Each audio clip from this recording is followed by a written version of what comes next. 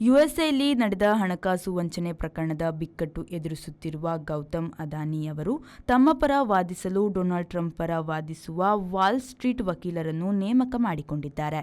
America ಸಂಯುಕ್ತ ಸಂಸ್ಥಾನದ security and exchange commission ಭಾರತದ ಉದ್ಯಮಿ ಗೌತಮ್ ಅದಾನಿ ವಿರುದ್ಧ ವಂಚನೆಯ ಪ್ರಕರಣ ಹೂಡಿತ್ತು. ಅದು ಏಳುಬೀಳುಗಳ ನಡುವೆ ಅತ್ತ ಬಿದ್ದು ಹೋಗದೆ ಇತ್ತ ಎದ್ದು ಬಾರದೆ ಇಕ್ಕಟ್ಟು ಬಿಕ್ಕಟ್ಟುಗಳನ್ನು ಸೃಷ್ಟಿಸಿತ್ತು. ಈಗ ಈ ಪ್ರಕರಣದಲ್ಲಿ ತನ್ನ ಪರ ವಾದಿಸಲು ಅದಾನಿಯವರು ರಾಬರ್ಟ್ ಗಿಯಾರ್ಪಾ ಜೂನಿಯರ್ ಅವರನ್ನು ನೇಮಿಸಿಕೊಂಡಿದ್ದಾರೆ. ಈ ವಕೀಲರು ಸುಲ್ಲಿವಾನ್ ಅಂಡ್ ಕ್ರಾಮ್ವೆಲ್ ಕಾನೂನು ಸಂಸ್ಥೆಯ ಸಹ ಅಧ್ಯಕ್ಷರಾಗಿ ಇದ್ದಾರೆ.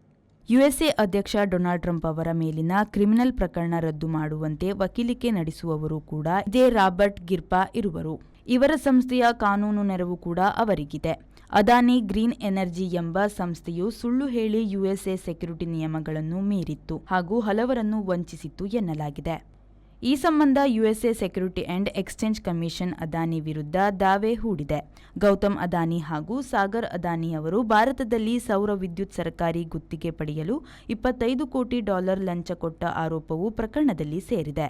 ಈ ಇಬ್ಬರು ಅದಾನಿಗಳು ಪ್ರಕರಣ ದಾಖಲಾದ ಮೇಲೆ ಯುಎಸ್ಎಗೆ ಹೋಗದೆ ಭಾರತದಲ್ಲೇ ಉಳಿದುದರಿಂದ ಮೊಕದ್ದಮೆ ಉದ್ದಕ್ಕೆ ಎಳೆದುಕೊಂಡು ಹೋಗುತ್ತಿದೆ.